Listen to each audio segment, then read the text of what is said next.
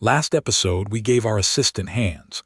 We wired up real tools, a clock and a calculator, and it finally answered our question for real. How many days until my Netflix renews? But look closely at what we actually built. Every one of those tools we wired by hand our own way inside this one app. Now imagine you want that same notes tool inside your code editor, and your terminal assistant, and the new agent you try next month. Each one is a different app, and each one needs the exact same tool wired up all over again, slightly differently every time. You did the work once and it travels nowhere. Today we fix that. We take a tool you wrote, expose it just once in a way that any AI app can plug into, and we build the little server that does it. Let's make the pane exact because it has a shape. On one side, the apps that want to use tools, your agent, your editor, a teammate's assistant, call that in of them. On the other side, the tools and data they want to reach, your notes, a calendar, a database, a search, call that M of them. In episode 6, the wiring lived inside a single app, so we only felt one strand of this. But the moment you have several apps and several tools, the naive way is to connect every app to every tool by hand. That is N times M separate integrations. 5 apps, 5 tools, and you are maintaining 25 little custom bridges, each one written slightly differently, each one breaking on its own. And it is worse than just a big number. The person who builds a tool has to ship a different adapter for every app. The person who builds an app has to re-implement every tool. Nobody's work is reusable. This is the tangle that quietly stops most tool ecosystems from ever growing. Now, why is this fixable at all?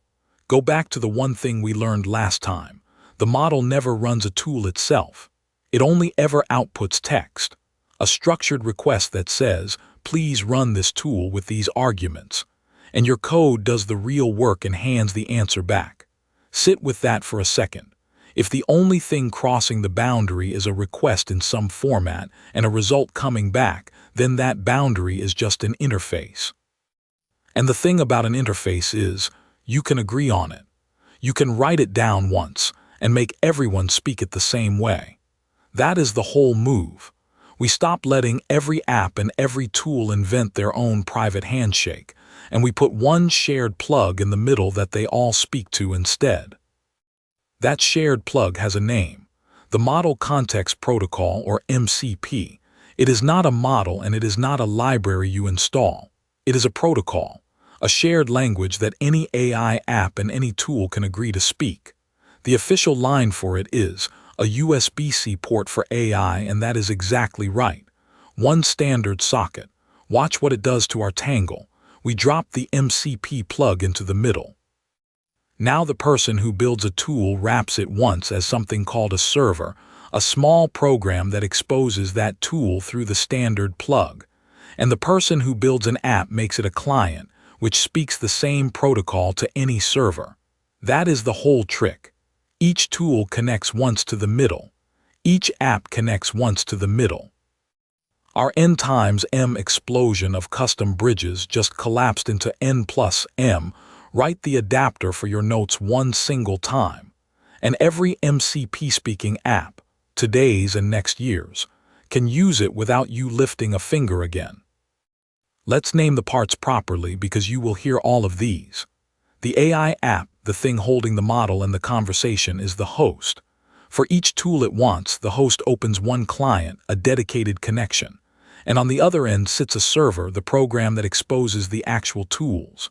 One client, one server talking back and forth. Underneath, they exchange plain structured messages in a format called JSON-RPC, and they travel over a transport. For a server running right on your own machine, the transport is just standard input and output, no network at all.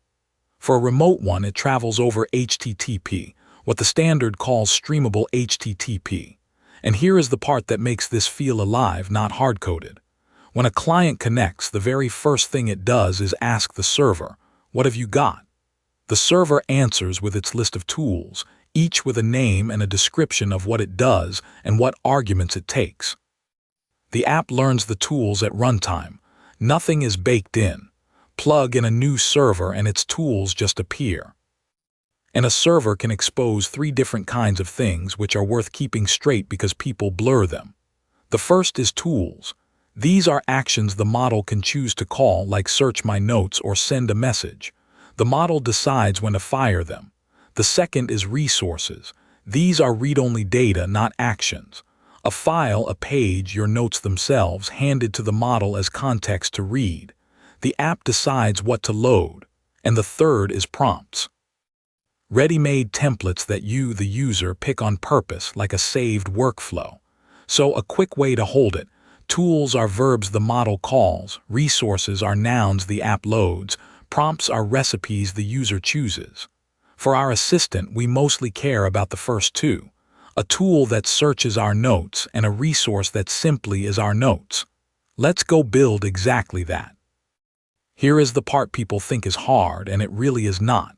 This is the entire server. We use the official MCP package for Python, which is free and open source. We import the helper, give our server a name, Notes Assistant. Then we take the note searching tool we already wrote in episode 6, and we add 1 line above it, a decorator that says, expose this as a tool. The function's own description becomes the tool's description, the thing the model reads to know what it does. Right below, we expose our notes file as a resource, read-only data the app can load. And at the very bottom, 1 line to run it. By default, it speaks over standard input and output, so it runs as a tiny local program on your machine. No server to host, no network. That is it, barely more code than the tool you already wrote. We just took a tool that was trapped inside one app and turned it into something the whole world of AI apps can plug into. Now let's prove it actually works 2 ways. First, the official inspector. I pointed at our server and it connects exactly like a real client would. It asks the server what it offers, and there they are, discovered live, our search notes tool and our notes resource. I can click the tool, type a query and call it, and watch the real result come straight back from our code. That is the protocol working end to end on our machine. Now the real payoff. I connect our own local agent, the same free Llama model from episode 6, to this exact same server through a small open-source bridge. And I ask the question we started the season with, how many days until my Netflix renews? The agent doesn't have that tool hardwired into it. It discovers it from the server, calls it, reads our notes back, and answers.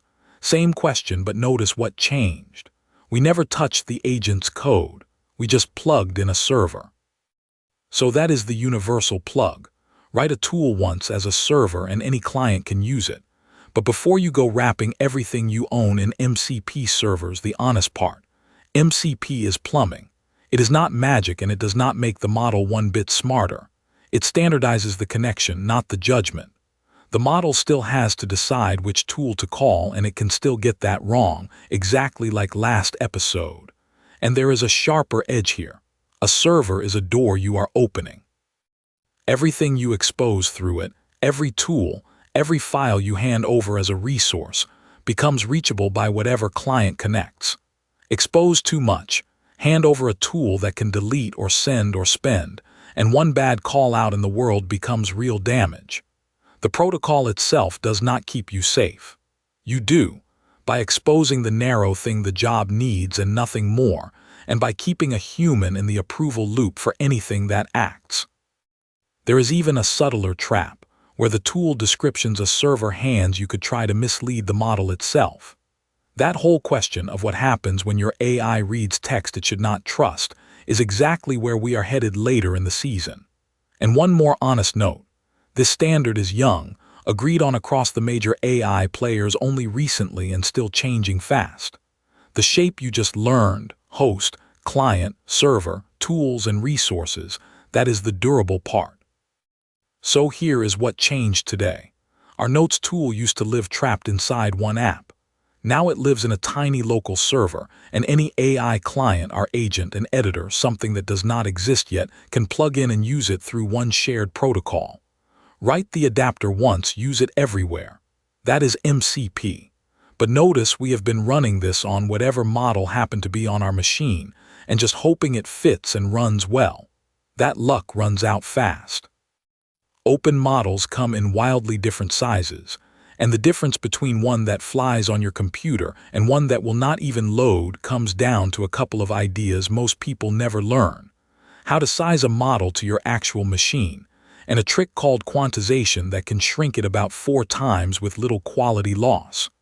Get that right, and your whole local assistant gets faster, cheaper, and finally fits. That is next.